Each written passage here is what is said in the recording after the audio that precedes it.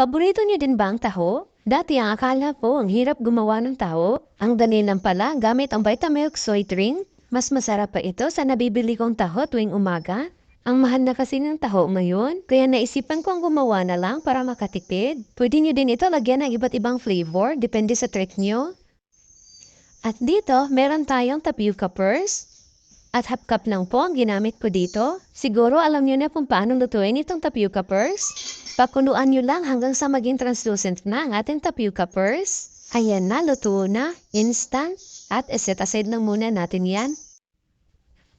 At dito, meron tayong 300 ml na Vitamilk soy milk. Ito ngayon ang bida sa ating taho. Napakasarap nito kasi malasa na ang ating Vitamilk. At lagyan lang natin ang half teaspoon ng gulaman powder.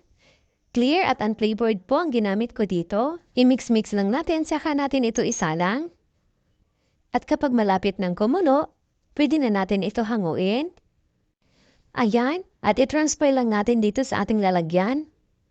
Palamigin lang muna natin ito at mag-set ang ating gulaman. At iset aside lang muna natin ito. At dito sa ating frying pan, gagawa muna tayo ng arnibal. Maglagay lang po tayo ng half cup ng muscovado sugar at half cup ng tubig. Napakasarap nitong arnibal natin mga kakusina kasi muscovado sugar ang ginamit natin. Pakuluin lang natin ito ng 5 to 8 minutes. After 8 minutes, pwede na natin ito hanguin. At i-transfer lang natin dito sa ating lalagyan. At ngayon, pwede na tayo mag-assemble ng ating taho. Assemble bang tawag dito? Basta yun na yun. At sundan nyo na lang po ang ginagawa ko. Ilalagay ko na lang po ang ating mga ingredients sa comment section sa baba at sa dulo nitong ating video para kung gusto nyo gayahin itong ating recipe, madali nyo lang po masundan. At ulitin nyo lang ang ganitong proseso hanggang sa mapuno ang ating lalagyan.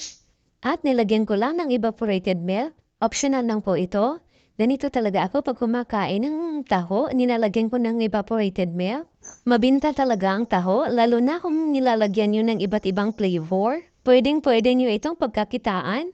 Hindi po ito matrabaho gaya ng paggawa ng traditional na taho. Kasi Vitamilk soy milk lang ang ginamit natin dito. At naglagay lang ulit ako dito ng evaporated milk. Optional lang po ito, depende na sa inyo kung gusto nyo lagyan o hindi. Ang sarap-sarap din ito lagyan ng ubi or strawberry. O diba, ang sarap-sarap tingnan ng ating taho at may natira pa. Ang dami pang magagawa natin dyan. Natatatam na din ba kayo sa taho na ginawa natin? Try nyo na rin po gumawa nitong homemade gulaman natin. Ang sarap po.